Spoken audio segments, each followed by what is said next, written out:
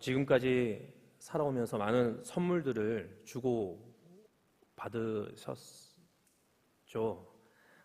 아마 그 중에 시계나 반지 같은 것처럼 매일 지니고 다니는 물건을 받기도 하셨을 겁니다. 혹시 그러한 것들 중 그 선물들을 누구에게 받으셨는지 혹시 기억하십니까? 아마 대부분의 경우 제 생각에는 나와는 가까운 관계에 있는 사람들로부터 받으셨지 않을까 싶습니다. 보통 그 반지나 그 시계를 보면서 그것을 준 사람을 매일같이 떠올리고 싶고 떠올려도 좋은 그런 사람들 말입니다. 그런 사람에게서 받은 시계나 반지를 우리는 기분 좋게 차기도 하고 그리고 끼기도 합니다. 그런데 잠깐 여기서 이런 가정 한번 해보시겠습니까? 나와는 그리 친하지도 않은 관계, 혹은 생전 모르는 사람이 물론 감사한 일이겠지만 반지나 선물을 나에게 주는 겁니다. 여러분들 그 반지나 시계 혹시 끼거나 차실 생각 있으십니까? 제 생각에는 아무도 없지 않으실까, 혹은 한두 분 계시지 않을까 싶습니다.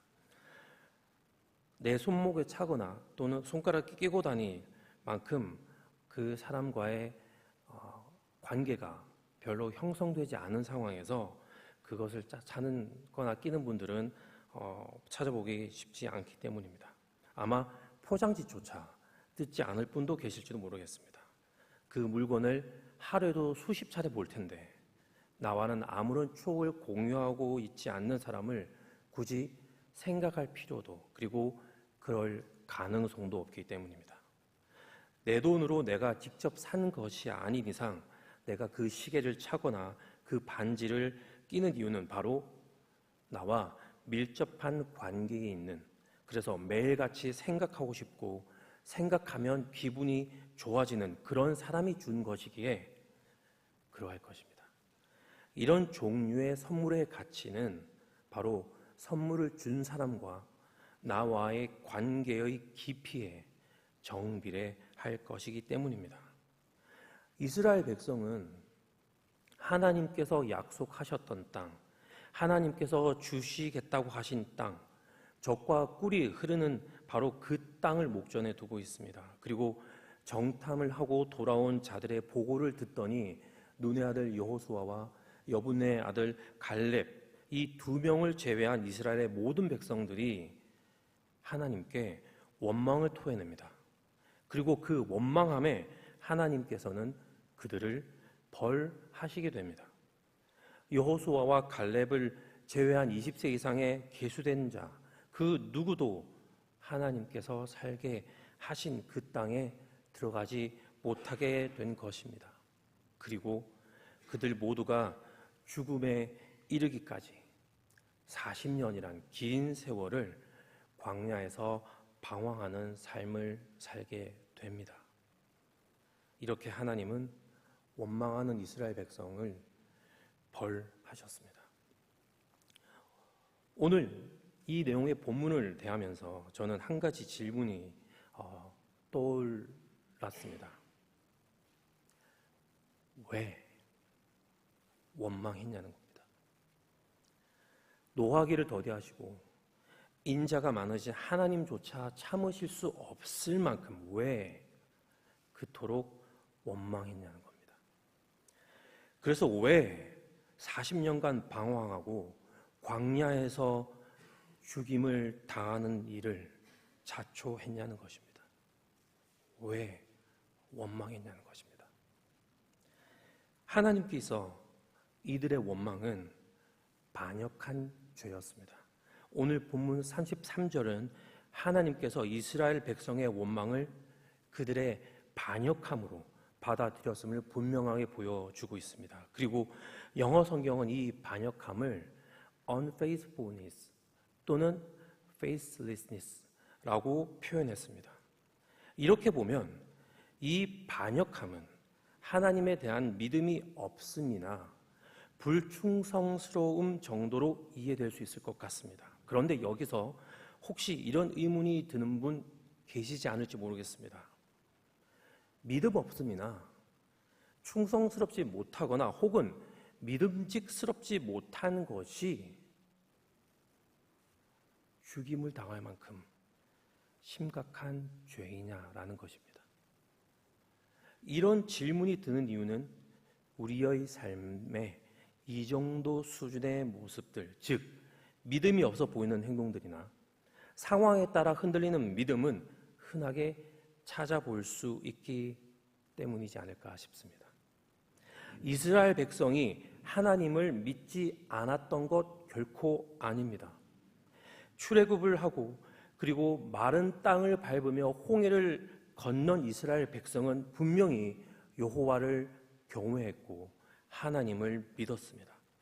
그래서 가나안 땅 진입을 앞둔 지금, 공교롭게도 마침 이 지금 그 믿음이 약해져서 불평하고 원망했을 수도 있다고 볼 수 있을 것입니다.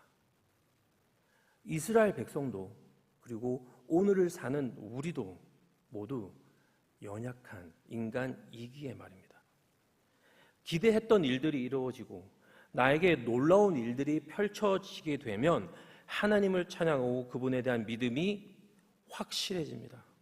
그리고 이어지는 일상 속에서는 하나님에 대한 그 믿음이 제대로인 것 같아 보입니다. 하지만 생각지도 못한 절벽에 매달려지게 되는 상황에 처하게 되면 눈에 보이지 않는 하나님보다 그분을 찾기보다 눈에 보이는 지푸라기 하나라도 잡으려 하는 게 우리들의 모습임은 부인할 수 없지 않습니까?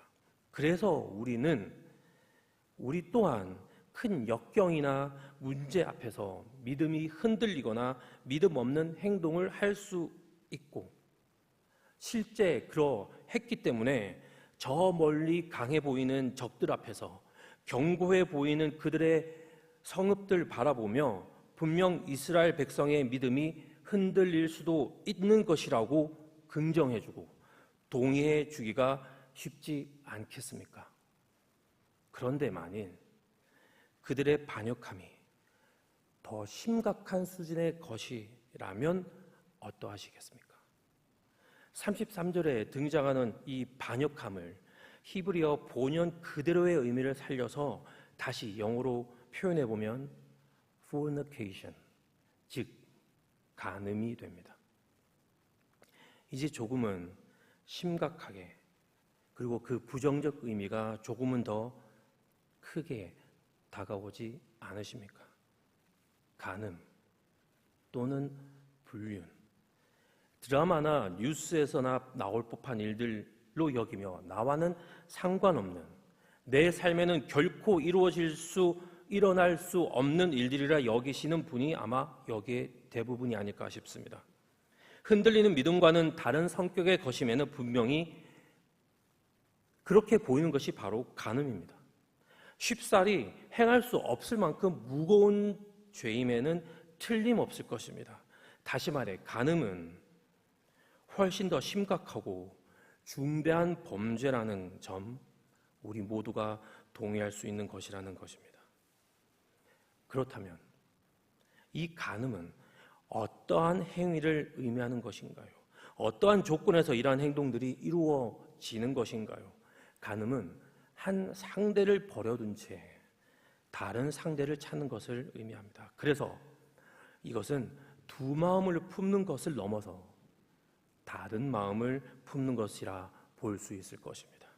간음의 순간 원래의 대상은 완전히 무시되어 버리게 됩니다. 그래서 하나님은 당신을 원망하는 이스라엘 백성들이 지금 자기 자신을 멸시하고 있다고 말씀하실 수밖에 없으셨던 이유가 바로 여기에 있을 것입니다.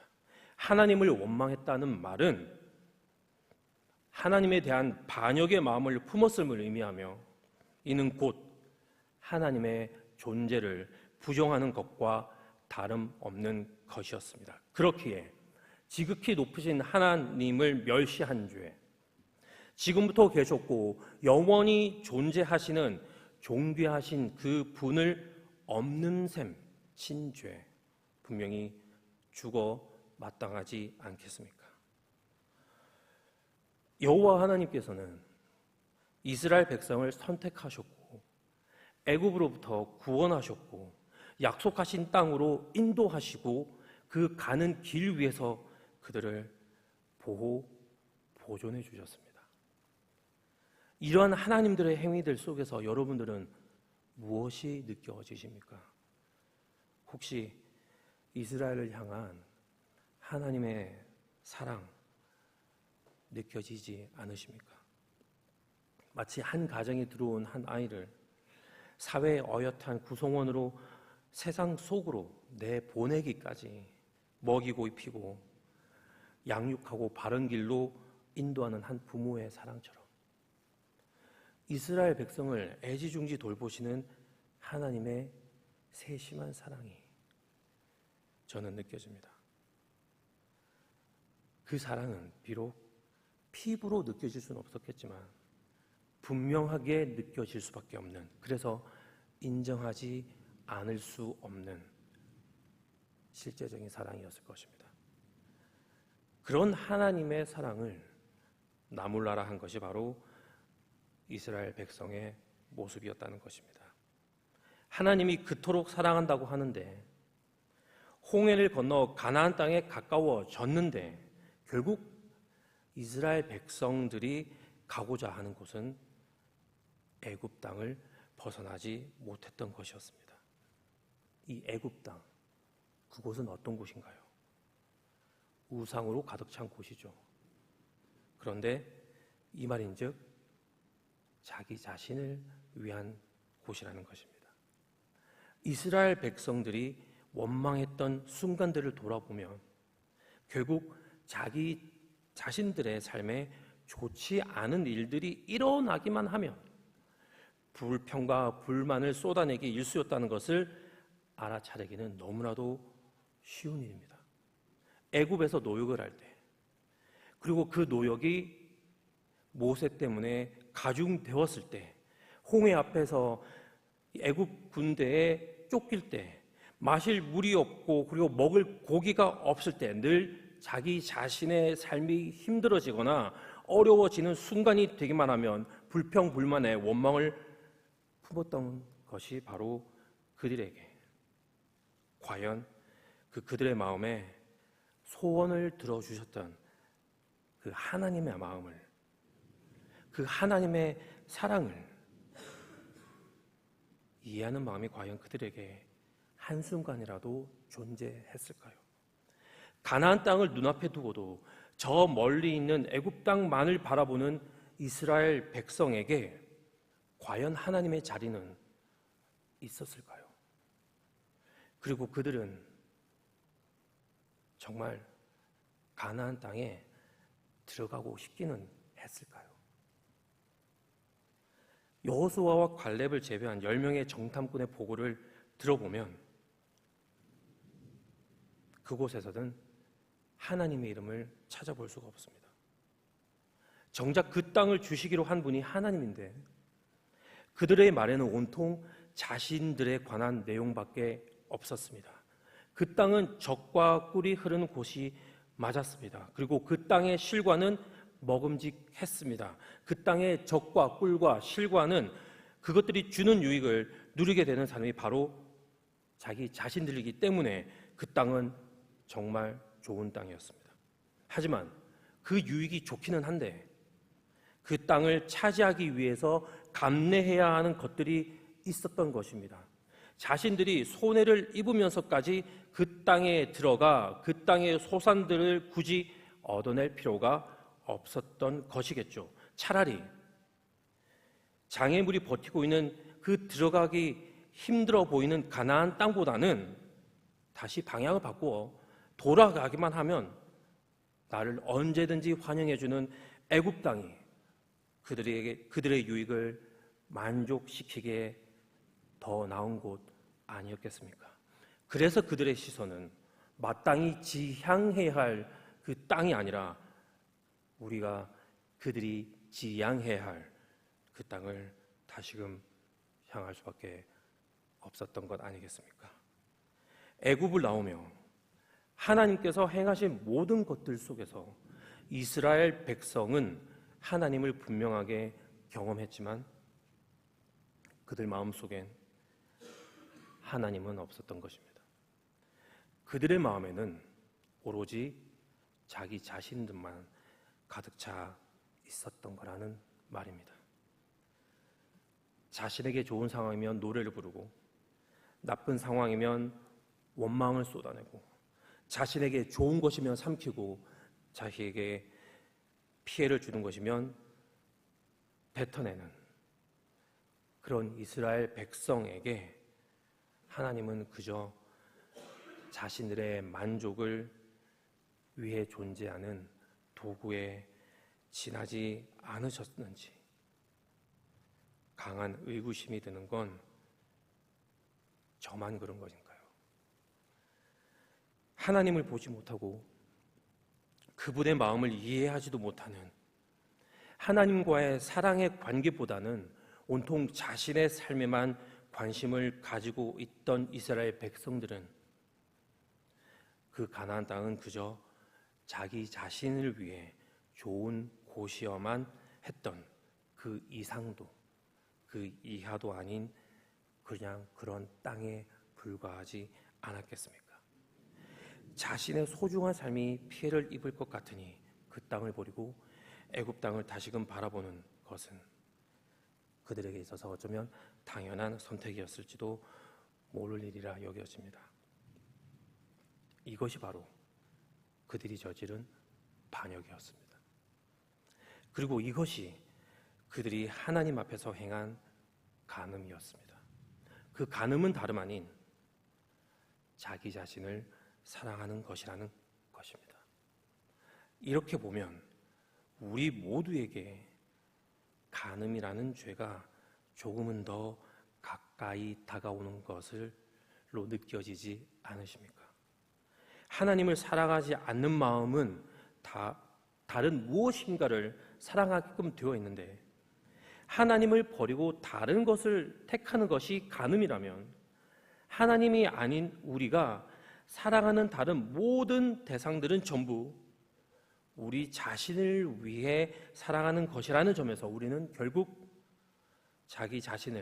우리 자신을 사랑하는 것이 바로 하나님 앞에서 우리가 저지르는 간음이라는 것입니다. 하나님 외에 우리 마음을 차지하고 있는 것들을 곰곰이 생각해 보십시오. 무엇이 있습니까? 대표적으로 돈이 있겠죠. 그 돈은 누구를 위한 것입니까? 바로 나 자신을 위한 것 아닌가요?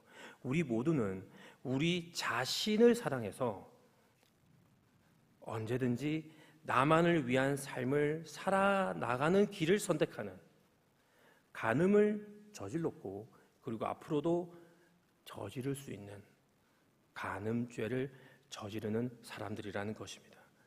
여호수아와 갈렙의 말은 다른 10명의 정탐꾼과는 완전히 달랐습니다. 그들의 보고의 중심에는 하나님만이 존재했습니다.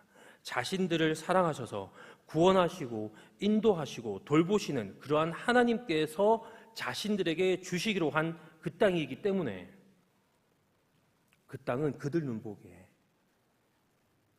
심히 아름다운 곳일 수밖에 없었을 것입니다. 그리고 하나님께서 자신들을 기뻐하신다면 분명 그 땅을 주실 것이라는 것을 믿었습니다. 선택하고 결정하는 존재는 자기 자신들이 아니라 바로 하나님이라는 것입니다. 동시에 자신들을 향한 하나님의 어떠하심을 알고 있었던 것입니다. 하나님의 마음을 알고 있었던 것입니다. 하나님과의 관계 속에 이 두 사람은 분명히 자리하고 있었던 것입니다. 그러니 그 땅, 하나님께서 선물로 주신 그 약속하신 땅은 그들에게 아름다운 땅이었음에 틀림없었고 그곳에 들어가고 싶었을 겁니다. 하나님께서 주신 선물 당연히 감사함으로 받고 싶었을 것입니다. 그리고 그 땅에 하나님께서 들어가게 해 주실 거라는 거 믿었던 것입니다. 예수님의 순종과 희생으로 하나님과의 관계의 맺음 속에 다시 들어올 수 있게 된 우리는 하나님의 사랑을 알기 때문에 하나님께서 준비해 주신 그 땅, 새로운 하늘과 새로운 땅에 대한 소망 당연히 가지게 됩니다. 그리고 그 날을 기대하며 오늘 이 하루를 우리는 시작하게 됩니다. 그 바람, 하나님께서 주신 그 선물에 대한 바람, 하나님께서 허락하신 그 새 하늘과 새 땅에 대한 바람, 그 바람이 진실하고 매일같이 그 소망을 마음에 품고 살아간다면 오늘 우리의 삶에는 우리 자신을 향한 사랑을 찾아보기 어렵게 될 것입니다. 대신 하나님을 사랑하는 마음, 동시에 이웃을 사랑하는 마음만 존재할 것입니다. 하지만 이것이 잘 되지 않죠. 그래서 이것이 바로 우리가 우리 각자를 구원하시고 인도하시는 하나님의 사랑을 기억하는 일이 필수적일 수밖에 없는 이유가 될 것입니다. 그 생각 가운데 다시금 그분의 은혜에 잠기게 되기 때문입니다. 그러할 때 나 자신에 대한 사랑은 없어지게 됩니다. 왜냐하면 그분의 사랑이 너무나 커서 나 한 사람, 나 스스로가 나 자신에 대한 그 사랑, 내가 내 스스로를 사랑하는 그 사랑은 보잘것 없어지기 때문입니다. 그래서 기꺼이 그러할 때 나 자신을 내어놓게 됩니다. 기꺼이 나 자신을 죽이고 다른 이들을 위한 삶을 살 수 있게 됩니다. 이것이 참으로 오늘 우리가 살아야 할 하나님께서 허락하신 복된 삶이라 할 수 있을 것입니다. 이러한 삶을 살아낼 수 있도록 하나님의 그 큰 사랑 다시금 생각하고 기억하고 그리고 경험하는 하늘교회 모든 형제 자매님들 되시길 예수님의 이름으로 축원합니다. 함께 기도하겠습니다. 저희를 구원하시고 오늘을 살게 하신 아버지 하나님, 아버지의 선물로 주어진 저희의 삶이 아버지의 은혜로만 그 은혜만이 있어야 제대로 살아갈 수 있게 됨을 고백하며 오늘 이 시간 다시금 아버지의 은혜를 구합니다. 아버지를 생각할 때 저희의 자아는 죽지만 저희의 영혼은 새롭게 되게 하여 주시옵고 그리하여 아버지께서 주시는 그 사랑과 말씀의 힘으로 오늘 하루 나보다는 남을 이롭게 하는 삶을 살아가게 하여 주시옵소서. 그 가운데 우리를 기뻐하시는 그 하나님을 경험하는 참으로 복된 이 하루가 되게 하여 주시옵소서. 감사하고 이 모든 건 예수님 이름으로 기도드립니다. 아멘.